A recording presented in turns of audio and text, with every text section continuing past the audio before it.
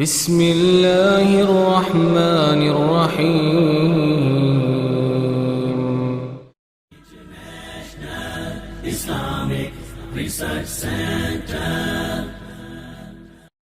ہر روز 5 مرتبہ مکمل حج کرنے والا عمل۔